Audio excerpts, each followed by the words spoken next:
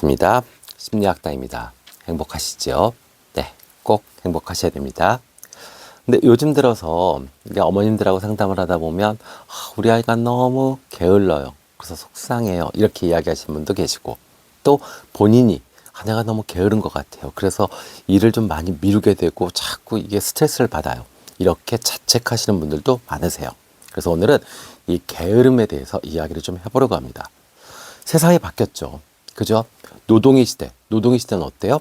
성실하고 부지런한 사람들이 돈을 많이 벌게 됩니다. 왜요? 더 많이 생산하니까요.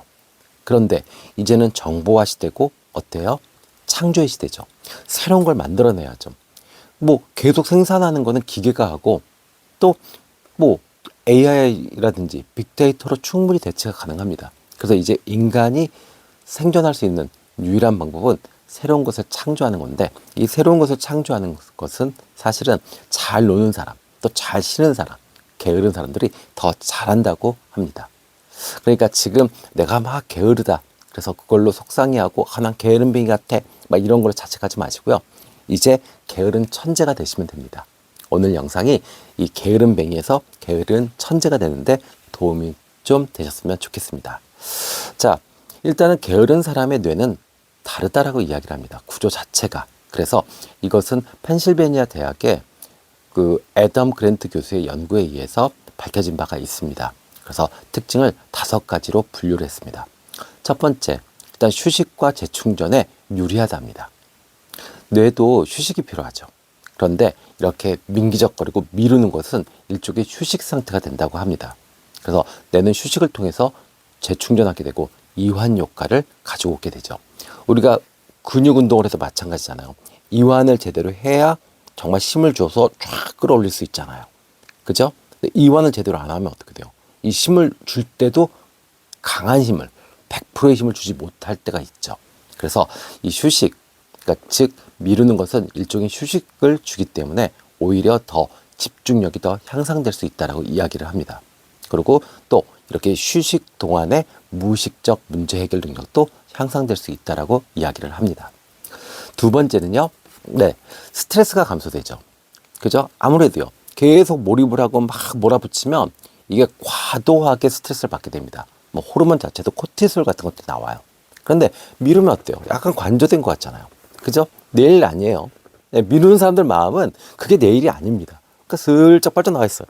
그리고 잡담하고, TV 보고, 핸드폰 보고, 책 보고, 이래요. 근데 그런 것들이 실제로 불안감을 낮추게 되고요. 또 낮추면 어떻게 되냐면 사고 자체가 자유로워집니다. 거기에 몰입할 때는 그거밖에 안 보이잖아요. 근데 뒤로 빠져나와서 딴짓하고 있어요. 그러면 당연히 자유로운 사고가 가능하죠. 그러면 이렇게 되면 어떻게 돼요? 당연히 스트레스는 줄고 뇌의 활동성은 더 높아지게 됩니다. 그러니까 오히려 더 활성화되는 거죠, 뇌가. 네, 그 다음에 세 번째, 다양한 경험을 습득할 수 있다라고 이야기를 합니다. 그 휴식에도요, 사실은 뇌는 계속 정보를 받아들여요. 네, 그렇기 때문에 이 정말 민기적거리는 그 순간에도 연관성 없는 그런 짓을 한다고 하더라도 결국에는 내가 목표한 것에 어느 정도 연관성이 생길 수 있다면 그것이 새로운 방향성을 만들 수 있는 그런 힘이 됩니다. 그래서 민기적거리는 것도 무조건 나쁜 것은 아니다. 오히려 새로운 경험을 만들 수도 있다. 근데 이제 여기서 중요한 건 이거죠. 민기적거릴 때 과연 어떤 경험을 하느냐가 문제죠. 그냥 계속 쇼츠나 보고 유튜브나 보고 이런 것보다는 산책을 좀 한다거나, 그죠? 아니면 좀 커피를 마시고 이렇게 좀 휴식을 제대로 취해준다거나 이런 식으로 하시면 좋겠죠. 자, 그 다음에 주의력과 암기력이 향상된다고 이야기를 합니다. 그래서 일정한 이 휴식을 통해서 다시 학습에 돌입한, 그러니까 휴식을 하고 다시 학습을 하고 휴식을 하고 학습을 한 친구들이 그 학습 능력이 적게는 10%, 많게는 30%까지 향상됐다고 이야기를 합니다. 그러니까 쉬는 거랑 노는 거랑 달라요.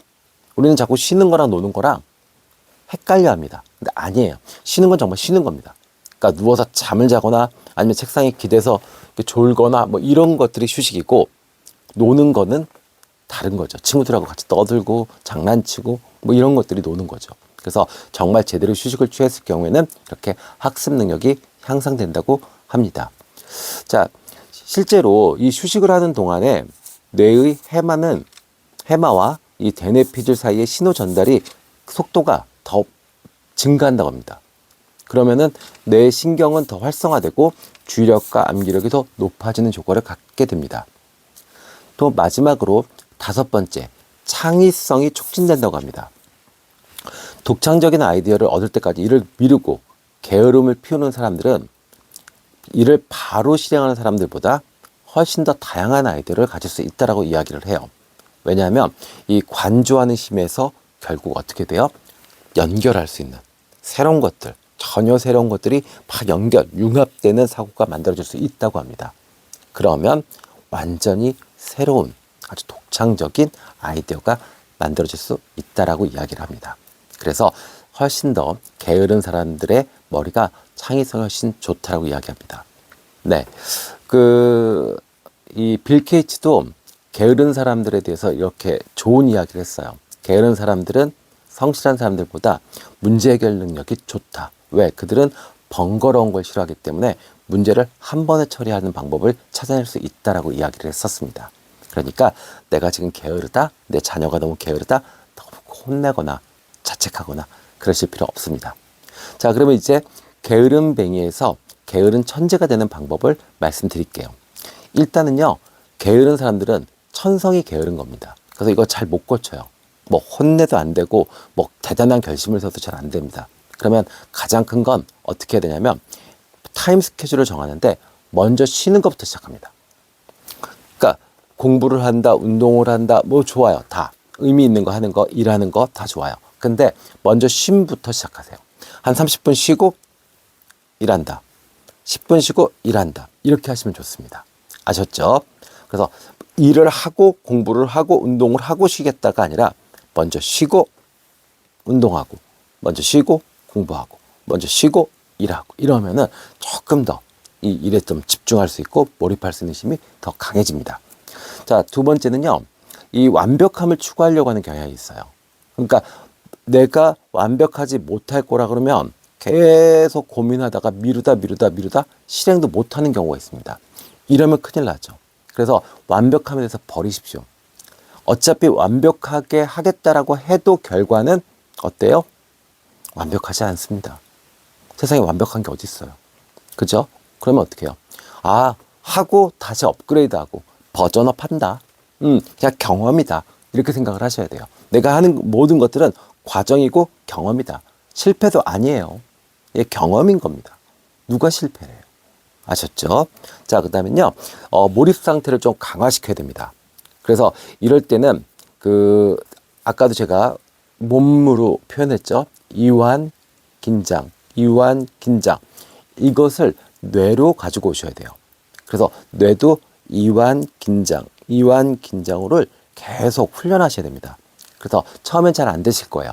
그러면 10분 쉬고 30분 해보고 10분 쉬고 30분 이게 조금 이제 몰입이 좀 되기 시작한다. 그러면 10분에서 50분 그랬다가 또 50분도 몰입이 된다. 그럼 어때요? 10분 쉬고 1시간 반 10분 쉬고 2시간 10분 쉬고 3시간 이런 식으로 계속 몰입의 시간을 조금 늘리시면 좋습니다. 그러면 나머지 시간에는 뭐 다 미루고 마음대로 하셔도 돼요. 아셨죠? 네. 자, 그 다음에 공간을 분리하시는 거 좋습니다.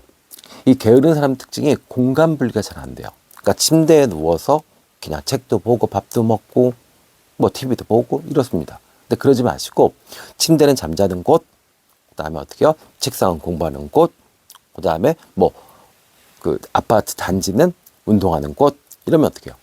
아파트 단지에 저녁에 딱 운동복 입고 내려가면 그냥 자연스럽게 거기를 계속 돌면서 운동을 하게 돼 있고 책상에 앉으면 자연스럽게 공부를 하게 됩니다.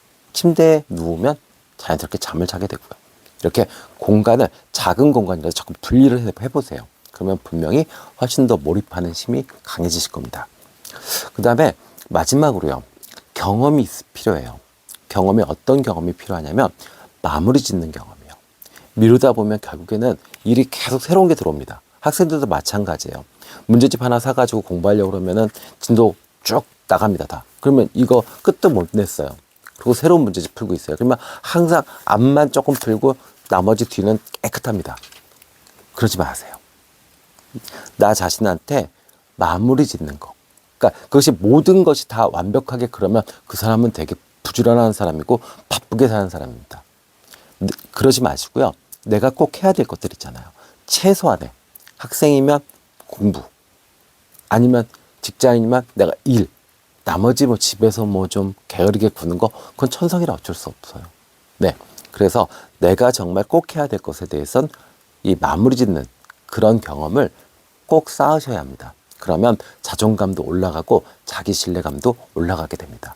그러면 서서히 이 짧은 시간만 일을 해도 충분히 몰입도도 강해지고 창조적인 힘도 훨씬 더 강해질 겁니다. 아셨죠? 네.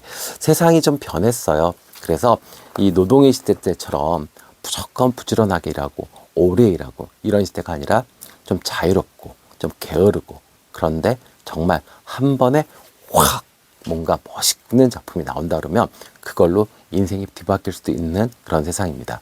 그래서 게으름뱅이에서 게으른 천재가 꼭 되십시오. 아셨죠? 네. 지금까지 심리학당이었습니다. 다음 시간에 더 좋은 영상으로 찾아뵙겠습니다. 감사합니다.